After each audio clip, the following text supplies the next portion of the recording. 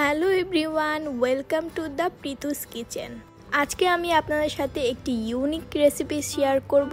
আপনারা তো সবাই ওয়েজেস খেয়েছেন, কিন্তু আজকে আমি একটি ভিন্ন স্বাদের ওয়েজেস তৈরি করে আপনাদের সাথে শেয়ার করব।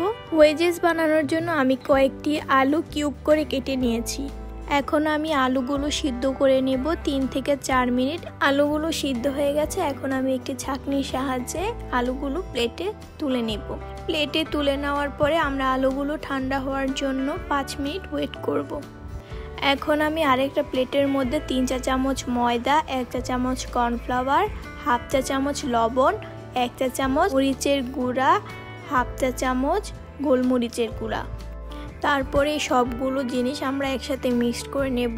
এই ময়দার মিশ্রণে আলুগুলো ভালো করে লাগিয়ে নেব, যাতে প্রত্যেকটা আলু ময়দার গায়ে সুন্দরভাবে লেগে থাকে। এই যে আমাদের আলুগুলো একদম ময়দার সাথে মিক্সড হয়ে গেছে। আমি দেখিয়ে দিচ্ছি কত সুন্দরভাবে আলুগুলো মিক্সড হয়েছে ময়দার সাথে।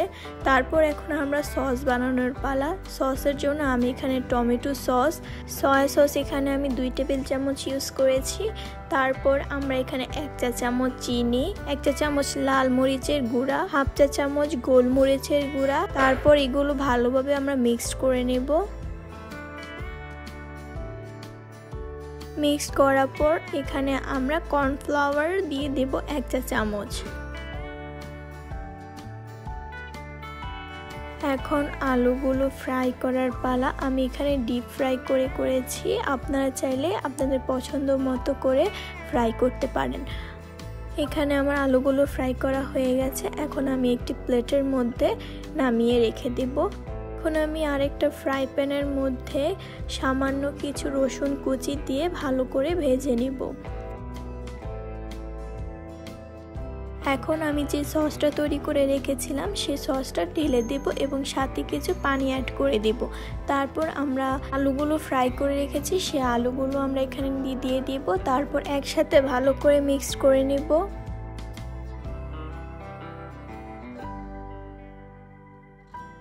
এখানে আমার 5 মিনিট লেগেছে সসের সাথে আলুটা ভালো করে মিক্সড করতে।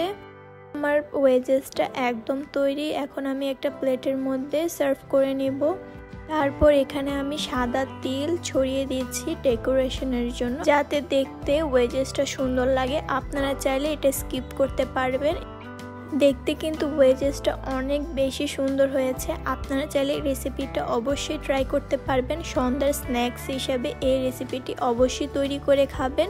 রেসিপিটি ভালো লাগলে অবশ্যই চ্যানেলটা সাবস্ক্রাইব করবেন এবং লাইক এবং কমেন্টের মাধ্যমে জানিয়ে দেবেন রেসিপিটি আপনার কেমন লেগেছে। ধন্যবাদ। আল্লাহ হাফেজ।